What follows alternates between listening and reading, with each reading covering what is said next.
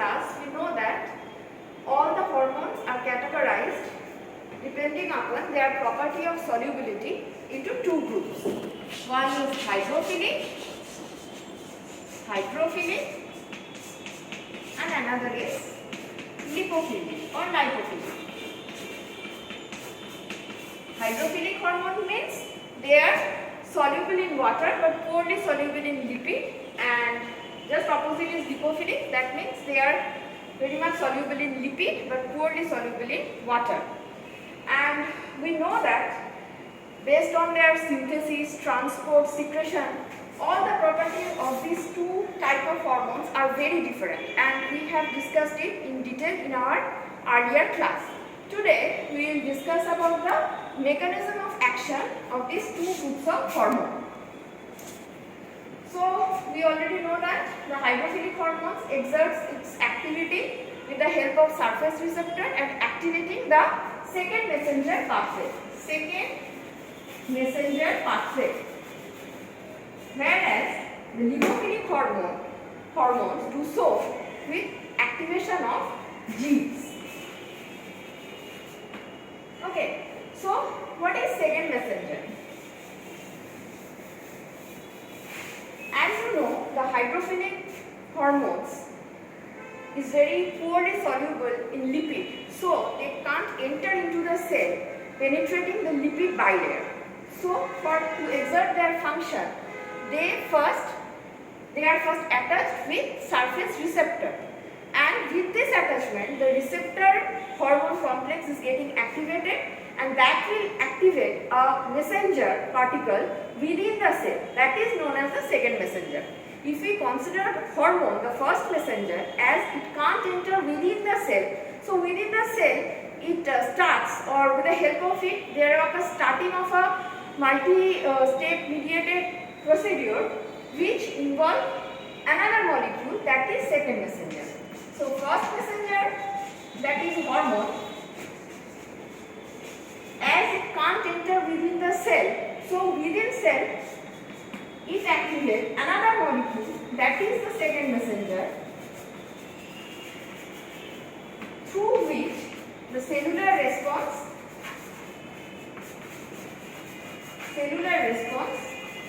starts. The cellular response, which is actually the function of the first messenger, that is the hormone. Okay, so there are multiple molecules which can act as second messenger.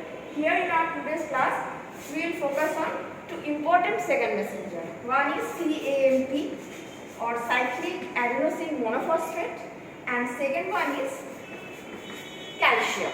Okay, CAMP and calcium. Today we will discuss these two pathways in detail.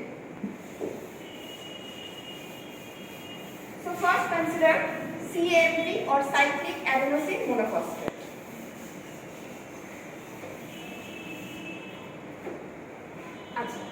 So the hormone, or most of the hydrophilic hormones, as they can't enter into the cell, they first attach with the surface receptor.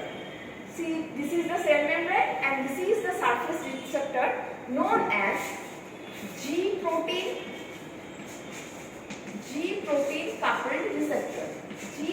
coupled receptor.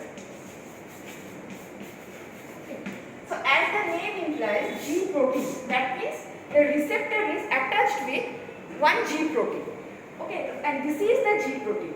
You can see that the G protein is composed of alpha, beta and gamma subunit. Okay, and it's so named, it is known as G protein. It is so named because in its active form, the alpha subunit is attached with the GDP or GDP, guanosine diphosphate. In its inactive form, the alpha subunit is attached with GDP, and its active form, the alpha subunit is attached to GTP or guanosine triphosphate. So active form it's GTP and in inactive form it's GDP. Actually the G protein can act as intermediary which can move in between the receptor and the effector protein present within the cell. So what happened after attachment of hormone with the receptor? an hormone, so this is the hydrophilic hormone. When the hormone attached with the receptor, that causes activation of this hormone receptor complex. With the activation, the GDP from the alpha subunit released and GTP is attached. And this GTP alpha subunit complex now detached from the rest of the part. So, in its active form, the beta and gamma left with the receptor, and active alpha subunit along with GTP, they are detached from this complex. Now, this alpha subunit as well as GTP moves along the cellular membrane and it is presented to the effector protein, again that is a membrane-based complex. Now, the effector protein in case of CAMP is adenylyl cyclase. Adenylyl cyclase. Okay. When this GTP bound alpha subunit is presented to adenylyl cyclase effector protein, this adenylyl cyclase is getting activated and that will produce CAMP from ATP. Okay. The activated alpha adenylyl cyclase will be responsible for generating CAMP from ATP, and this CAMP is the second messenger of this pathway. Okay. With generation of CAMP, a predetermined multi-step process now will start, which will ultimately bring the cellular response, which is the main function of this hormone. Okay. So what happens now? This is the hormone. Now, as CAMP is produced, that will activate one cellular protein kinase. So first it was, say, inactive protein kinase A. Under the influence of CAMP, the activated protein kinase will be generated. This is active protein kinase A. Now this active protein kinase A will phosphorylate the inactive pre-existing designated proteins within the cell. So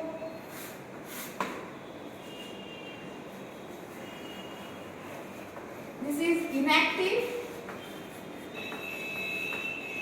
designated protein within the cell. With the help of active protein kinase, and active protein kinase can phosphorylate the designated protein. With phosphorylation, this inactive protein will be getting activated. So this is the active form. This is active protein. In most of the cases, they are enzymatic in nature, and that will lead to our desired cellular action or cellular response. So now I am repeating the whole procedure.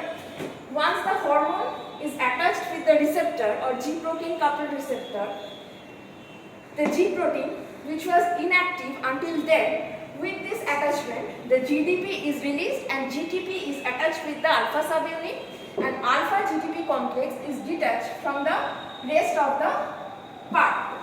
Now alpha GTP complex moves along the cellular membrane and presented itself to the effector protein, which is in this case is adenylyl cyclase. Okay. Now this adenylyl or active adenylyl cyclase will generate CAMP, which is the second messenger of this pathway. Now this second messenger will activate the cellular enzyme, and so active protein kinase will be generated, which will phosphorylate the inactive designated protein to active one, and this active protein is now responsible for cellular response, which is the actual function of this hormone. Okay, so the first messenger with the help of second messenger will initiate the desired cellular response. Now there are multiple cells which uses the same CAMP as second messenger, but in multiple cells the designated proteins are different. Okay, so as designated proteins are different, so depending on that the active protein is also different. So the actual function of multiple cells are different, though they all of them use this CAMP as second messenger. Just like in heart cell or in cardiac cell, this pathway causes increased heart rate. In ovaries, this same pathway causes increased production of female reproductive hormone.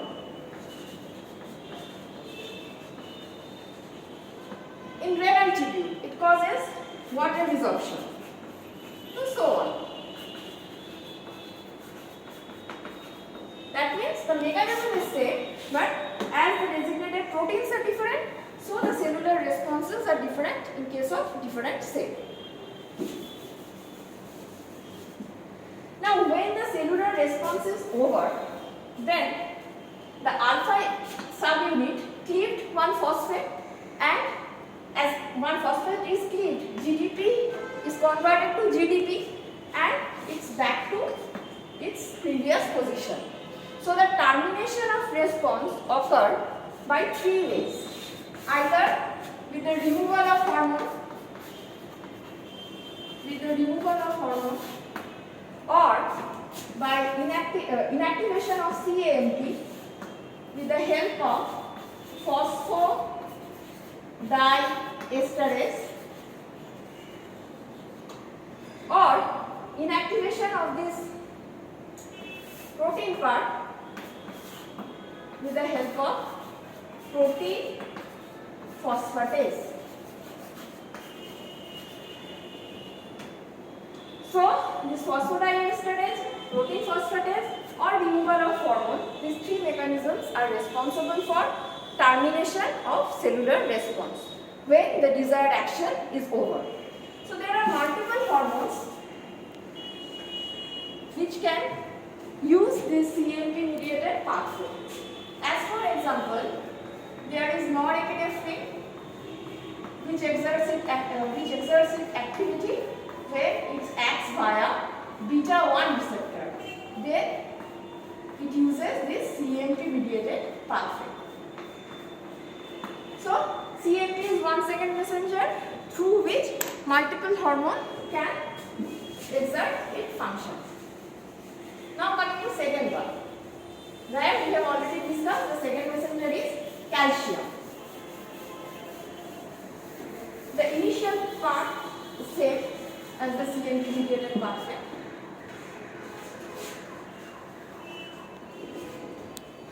Here also the hormone or hydrophilic hormone is attached with the receptor, and with this attachment the receptor hormone complex is getting activated.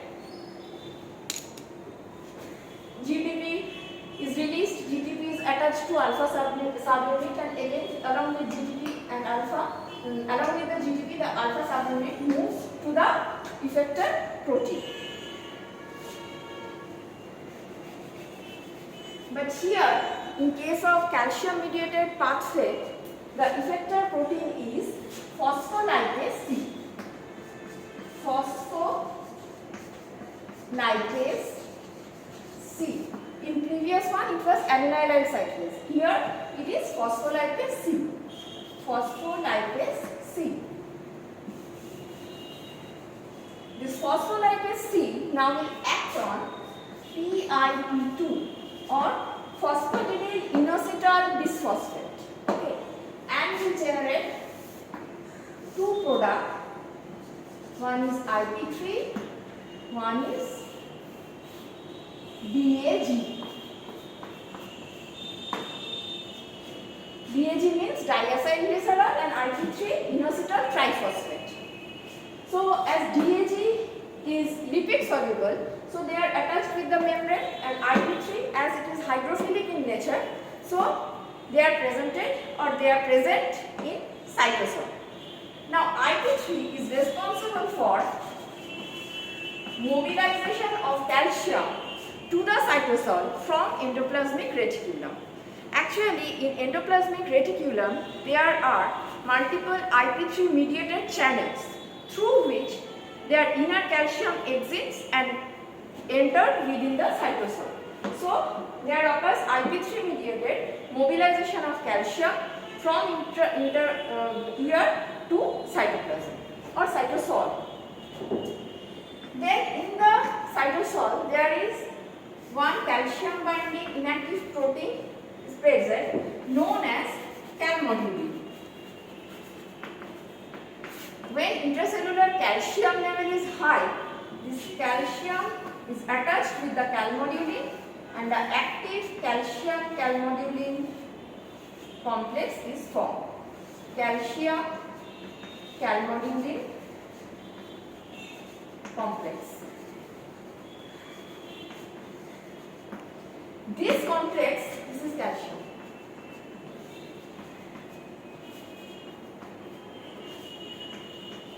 This active complex is necessary for activating another protein kinase present within the cell, that is known as calcium calmodulin dependent kinase.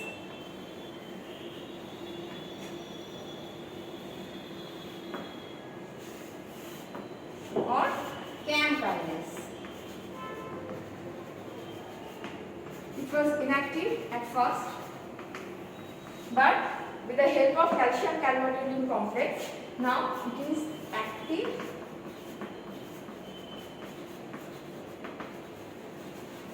As it is active, it can phosphorylate the pre-designated protein, the pre-existing protein or inactive designated protein present within the cell. So, the inactive designated protein, the active CAM kinase will phosphorylate this and the active form will be generated. These active designated proteins are responsible for producing cellular response. Okay, and this act as second receptor. So what happens? At first, some of hydrophilic hormones binds with the G protein coupled receptor. The alpha subunit is activated and is attached to GTP. Now GTP alpha subunit complex moves to the effector protein, which in this case is PLC or phospholipase C. The phospholipase C will generate the IP3 or IP3. Then this IP3 is responsible for mobilization of calcium from here to the cytosol. With the help of this increased level of calcium, the calmodulin already present within the cytosol, it will form the calcium calmodulin complex. The calcium calmodulin complex is responsible for activation of calcium calmodulin dependent kinase enzyme and which causes or which phosphorylates the already present protein within the cell.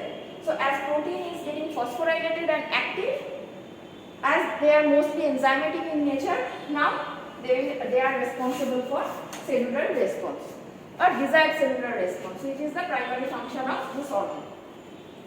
Now what happens with this DAG or diacylglycerol? Now this diacylglycerol is responsible for activation of another cellular enzyme, and that is protein kinase C. In our CMP mediated pathway, it was protein kinase A. Here it is protein kinase C. And with the help of DAG, the active form will generate. That is active protein kinase C. Again, it will act on the inactive designated protein, phosphorylate it and make it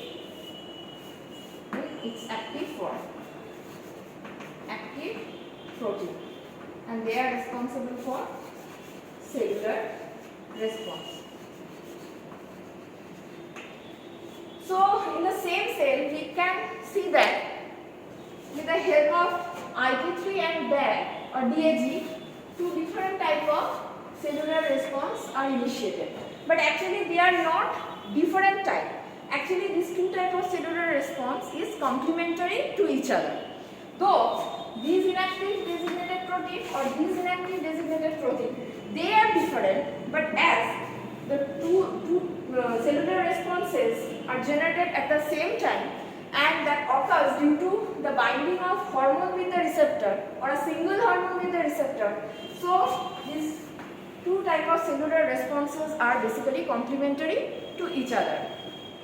Like in vascular smooth muscle cell, the IP3 mediated mechanism is responsible for contraction of vascular smooth muscle cell, whereas the DAG mediated pathway make it responsive to calcium. So the actions are basically complementary. Though the DAG mediated pathway or the details of DAG mediated pathway is still unknown, but it is established that their response is basically complementary to the response which is mediated by IP3.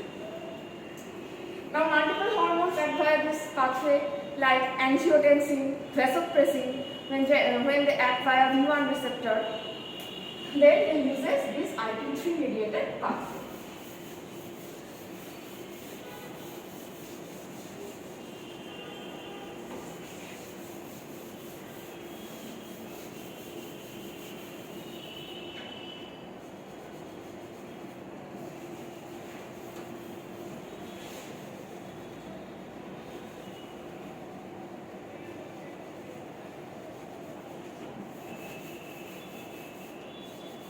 So, in these two steps, the common thing we can see that both the steps involve multiple steps. Multiple chemical steps are involved in this second messenger related pathway. So, why this? Is there any utility? Yes, it definitely has some utility. It gives this pathway an amplification effect. Amplification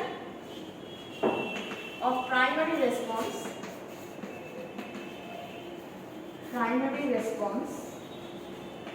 occur due to involvement of these multiple steps. It's known as cascading effect. Cascading effect.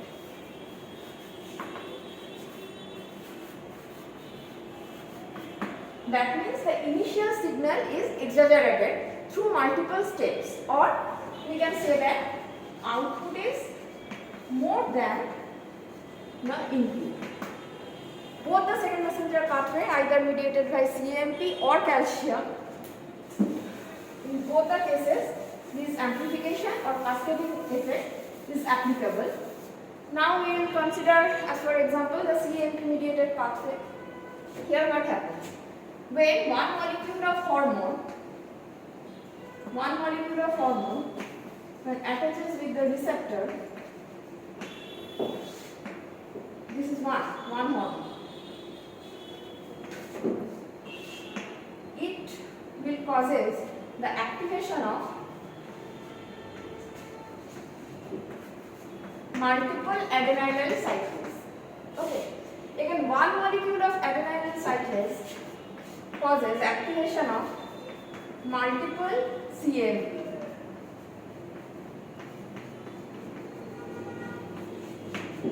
Though one molecule of CAMP can activate only one protein kinase, here it is protein kinase A. One protein kinase will activate multiple designated protein.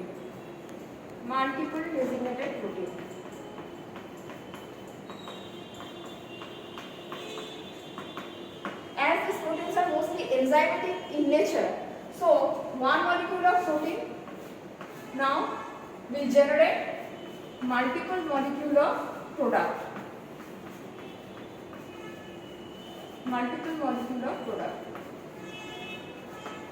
Like secretory product. So we can see that with this involvement of multiple steps, the initial response is exaggerated in multiple fold. Okay. From one hormone, activation of multiple adenylyl cyclase. from one adenylyl cyclase, activation of multiple CMP. Though one CMP will activate only one molecular protein kinase, but one protein kinase is responsible for generating multiple phosphorylated protein, and each protein are responsible for generating multiple molecule of actual product. I can give you an example to which you can remember it in easier way. I hope all of you are very fond of Harry Potter books and movies, and you can remember a scene where Harry, Ron and Hermione were searching for the Hufflepuff cup, and they enters into the Bellatrix's or Lestrange vault. There, with their single touch, every particle or every object present within the vault started to multiply. Again the multiplied object, they are again going into multiplication, and there is a burst of object within the small vault. Here also the mechanism is same. With attachment of a single hormone, multiple products are generated. So there is a exaggeration of initial response, initial attachment or initial signal.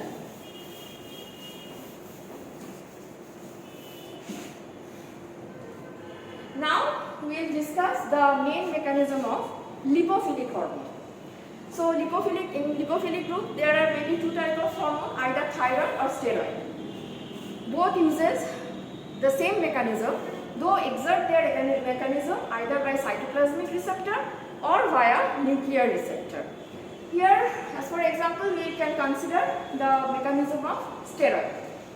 So as they are lipophilic in nature, so they easily can cross the lipid bilayer of cellular membrane. So if this is the hormone, you can easily cross and enter within the cell. Now within the cell, for steroid hormone, there is cytoplasmic receptor. The cytoplasmic receptor is like this.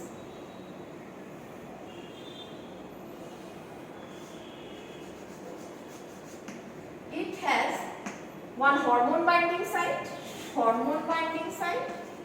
and one DNA binding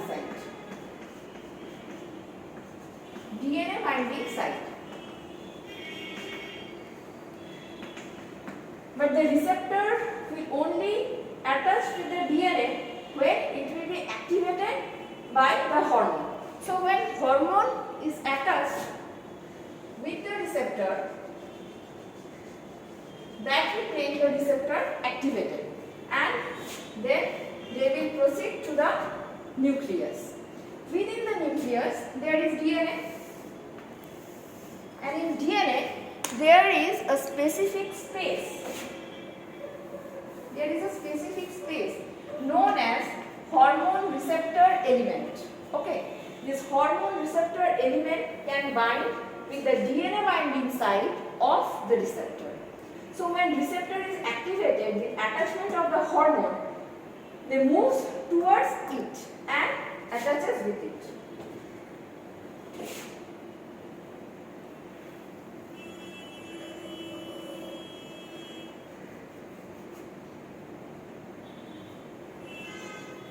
With this attachment, a specific gene present within the DNA is getting activated.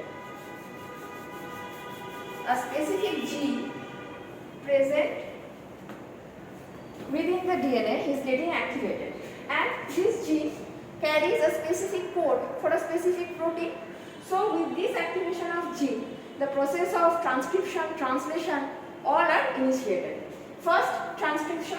So with transcription, the gene is transcribed into mRNA. This mRNA moves to cytosol and presented to ribosome. In ribosome, further translation occurs and new protein is formed.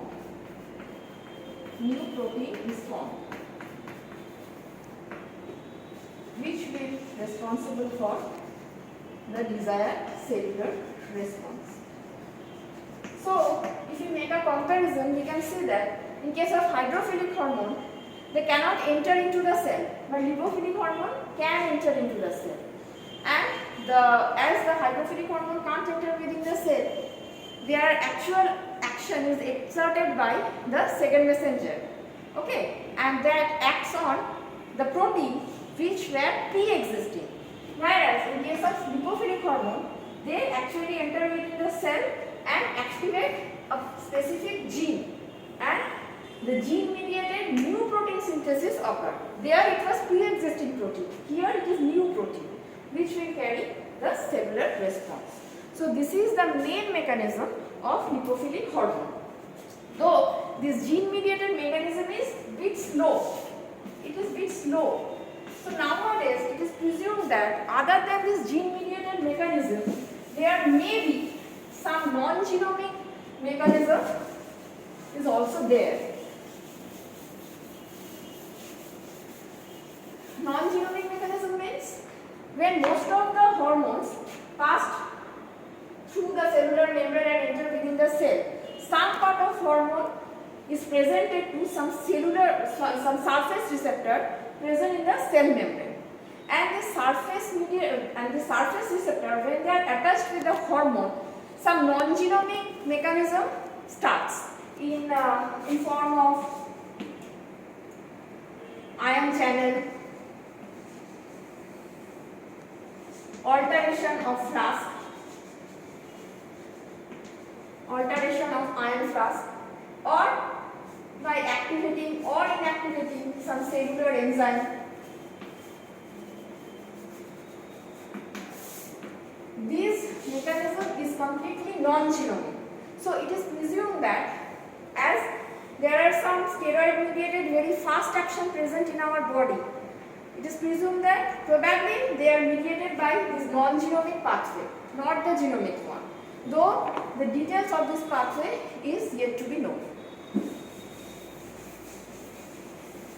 So far we have discussed our second messenger pathway and our gene mediated pathway which were used by hydrophilic and lipophilic hormones. These three pathways are very important and you have to remember it throughout your life. Even in your NEET PG exam, you will get lots of questions depending on these three pathways. So, just pay attention in memorizing these three. Now we will discuss another two mechanisms of action which are used by some hydrophilic hormones. What are these? We know that the hydrophilic hormones can't enter within the cell, and that is why they activate some cellular enzyme present within the cell, that is protein kinase. So, protein kinase. When hydrophilic hormone is attached with its receptor, through multiple steps, the protein kinase present within the cell is getting activated. This protein kinase may be is part of a second messenger system, which we have already discussed in detail, or they may be a part of tyrosine kinase pathway. Okay. Now this tyrosine kinase, this molecule is a key participant of two pathways. One is tyrosine kinase mediated pathway,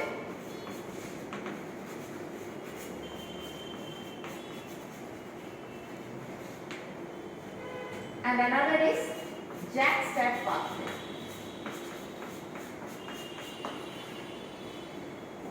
JAK-STAT pathway.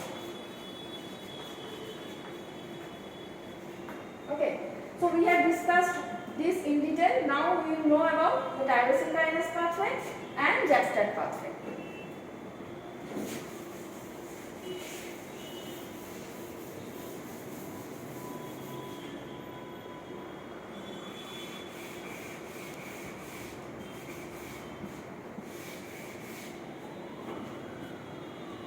First, tyrosine kinase mediated pathway. Tyrosine kinase mediated pathway.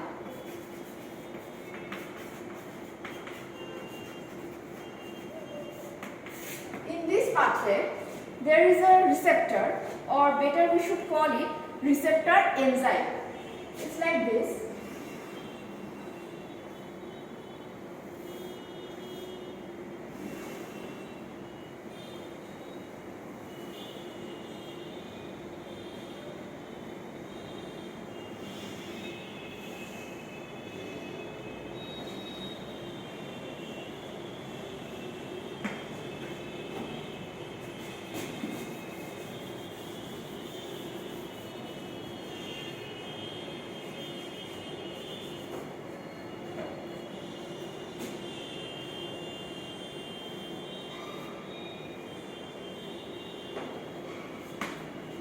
So this receptor is basically receptor enzyme.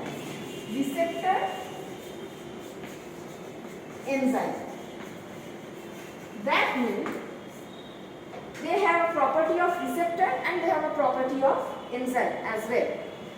The part of receptor which faces the ECA carries the property of receptor, and the part present within the cytosol, they have enzymatic property. Enzymatic property. And which enzyme? That is tyrosine kinase. So the inner part has tyrosine kinase activity and the outer part acts as receptor.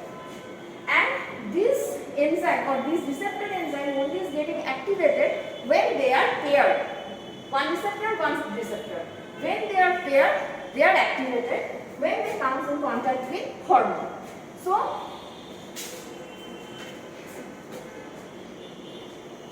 and this is hormone, and two molecules of hormones is presented to this receptor enzyme.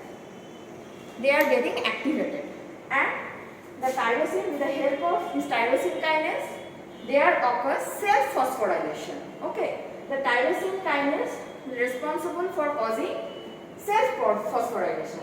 Now this enzymatic part carries tyrosine residue. This is the tyrosine residue. And due to self-phosphorylation, now a phosphate group is attached.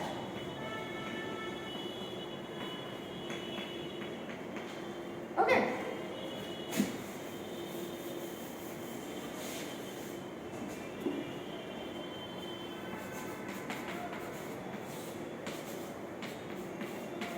ATP is transformed into ADP, and the tyrosine kinase now self-phosphorylate the receptor enzyme.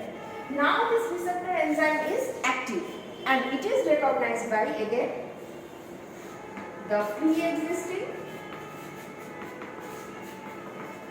inactive protein. When these proteins recognize these active receptor enzyme, this active receptor enzyme will phosphorylate the protein.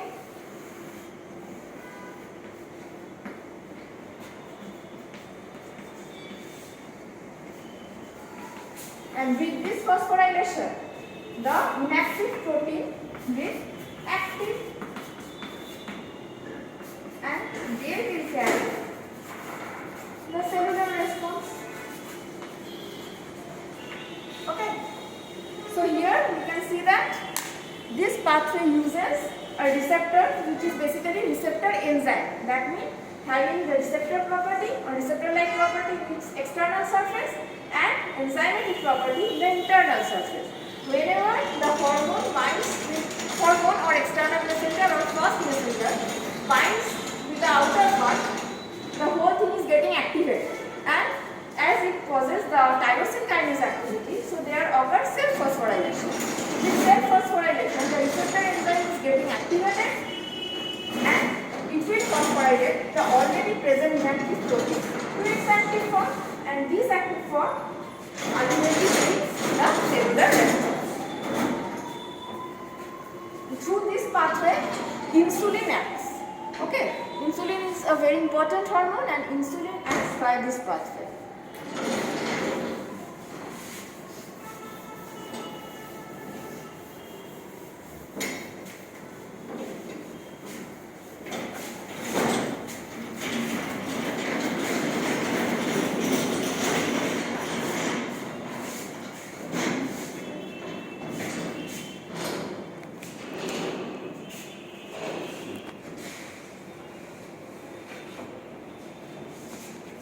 Okay. Now we are left with one mechanism, that is JAK-STAT pathway. Now what happens in the JAK-STAT pathway? It is slightly different from this tyrosine kinase mediated pathway. Here JAK-STAT. JAK means genus, family, tyrosine kinase, and STAT means signal transducer and activator of transcription.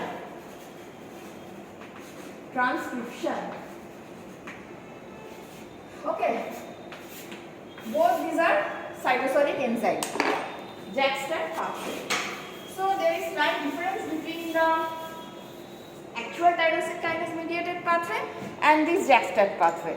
What happens in JAK-STAT pathway? Here the receptor itself can't possess the tyrosine kinase like activity, but there is another type of cytosolic protein, that is JAK. This JAK has the tyrosine kinase property, and the JAK is attached with the receptor. Okay, this JAK receptor complex again here also will be activated when they are paired. So it's like this.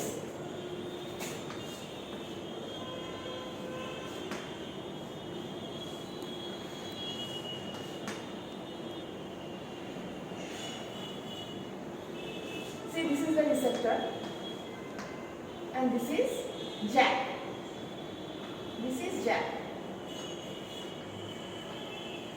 When hormone binds with the receptor, the whole thing is getting, the receptor and JAK complex will be activated. Okay. Now, when the hormone or ligand binds with the receptor, the whole thing is getting activated, and JAK has the tyrosine kinase property, so it will phosphorylate itself as well as the receptor. So there will be phosphorylation.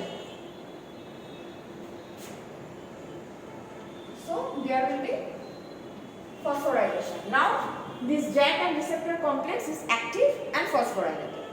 Now in the cytosol there is another group of enzyme known as STAT. This is STAT. When this receptor JAK complex or receptor enzyme complex is getting activated, STAT can recognize that active form and will move towards this complex. And when it is present, or when STAT is presented to this complex, they are attached with this complex. Okay. Now STAT is attached with the active JAK receptor complex. And with this attachment, now the tyrosine kinase activity or the activated receptor enzyme complex, the active receptor enzyme complex will now phosphorylate STAT. So STAT will be phosphorylated and phosphate group is attached with STAT also. Now this activated STAT will be detached. This activated STAT will be detached.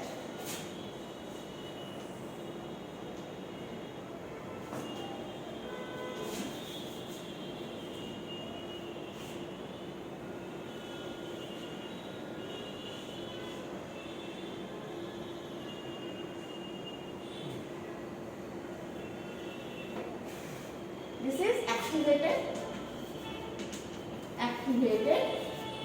STAT. This is activated STAT. And this is phosphate. As phosphate is attached, so STAT is now activated. It will enter within the nucleus. Rest of the procedure is very similar to that of the mechanism of lipophilic hormone. Here it will attach with the, this is DNA. The DNA carrying a space which is known as receptor element. The STAT will be attached with it, activated stat will be attached with it, and following this attachment, the gene is getting activated and there will be transcription, translation,